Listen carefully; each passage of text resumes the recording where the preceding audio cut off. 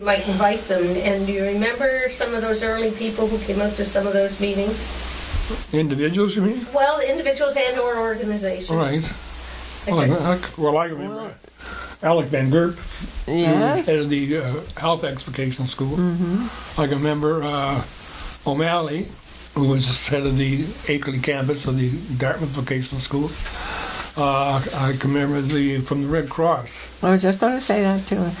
They were quite early on. Very strong, yeah. I can remember the Nova Scotia, the Institute of Technology, Maclean. I can remember the correspondence branch of the division of the Department of Education, Danny Maclean. People like that. The Ys came on. That's right, quite early too. Quite early. Both the YM and the YW. Both the YM and the YW, yeah. And the Dartmouth was a YM-YW. Yeah. That's right. Yeah. You see, Dick can remember many more than I, because at that early point I was but I was new to the Halifax community. That's right. And you see, my thinking about who might be appropriate was really rather theoretical, because I was new to the community, and it was obvious that Dick, being a native son, and in this broader field of continuing it, he would have a very good handle on who to call, who to invite. Well, not to mention Tom, obviously. Exactly. Tom with fingers in any pot. Oh, yes, many pots. And an inspiration to all of us. Yeah, very much so. The recreation departments. Right. Yes. So that was the whole debate, though, with the recreation department is, adult education and recreation, which is which? Is it both? Is it either? Right. And so what was the definition of adult ed? Always has been an issue, is how do you define adult learning, right? Exactly. And it certainly was there in the beginning notes. Also the museum. Oh, yes. Absolutely. Yeah. Yeah. And I think a lot of it depends on the individuals in the institution. That was very important. They had to be really keen and want to do this kind of thing. And they had to see learning in the same way. They had to deal did. with their internal bureaucracy. Yeah. I can't speak for Mary, but we were on our own. And our bureaucracy was our own bureaucracy, so we didn't have to really ask. That was a great freedom that we had. A lot of freedom. Yes. And you don't grow without freedom. No. I don't care what you were. But I'm thinking about what you said about loneliness. I think from the administrative point of view that that's probably true, because in our institutions there might be a few people who could see that education is broad and it's very real in our lives. But there were some, certainly in the academic field, there were some who were so subject-oriented that they weren't as convinced as we were.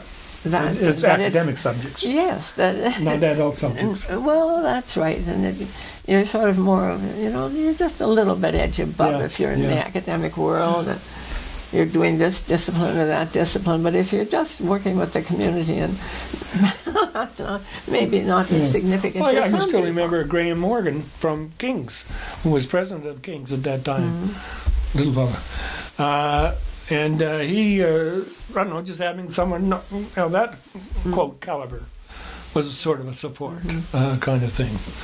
Because we were constantly selling out education to whomever was listened, really. And as we got going, we soon started to get some support from our students. And that began to make a big impact. It was a case of some of the students recognizing what was going on, starting a new organization and consulting them, asking them for the student point of view. It was a field that was very open to that type of approach, and the students began to realize it, and I think they too were a great encouragement to us. When you started, the kind of goals you had for what, other than being lonely, wanting to support them. We got over that quickly. Wine and cheese parties. What were some of the kinds of goals you started? Like, there were some things you really wanted to get going on.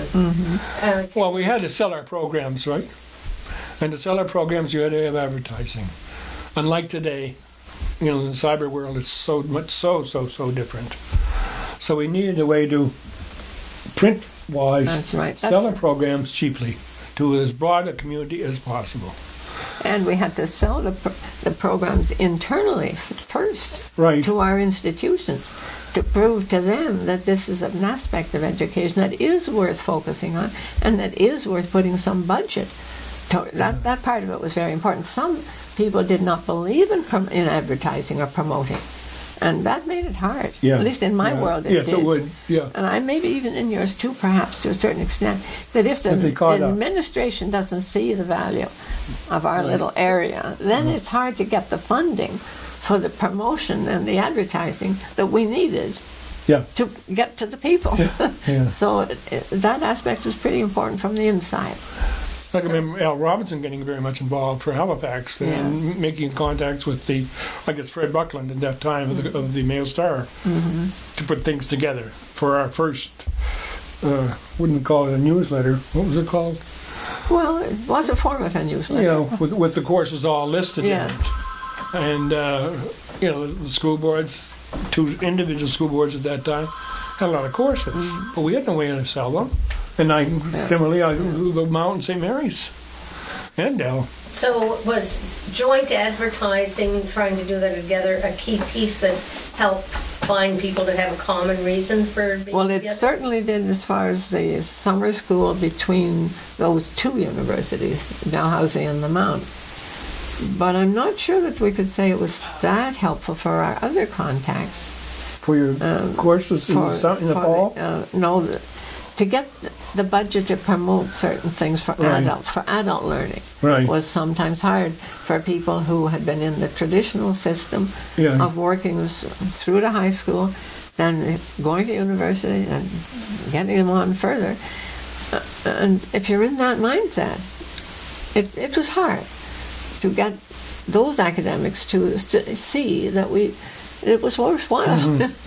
And that was, of course, a whole area of our work that didn't have to be shared with the students. That's the only aspect, but they didn't have to know it was such a struggle to get the perspective, to put our point of view across. That learning is learning in all its different forms and shapes.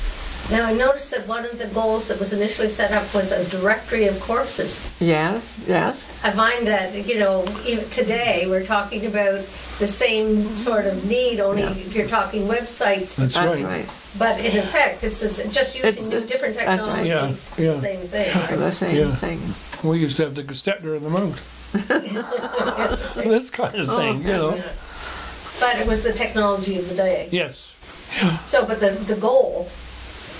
The goals are hopefully the same. That's what I'm saying. Reach as many people as But we would help possible. one another, too. If I knew what you're offering, or the Y's offering, or the library's offering, or the Mount's offering, then I can help my students that much better with what's going on around them. Yeah, do you want to talk a bit about that, like the role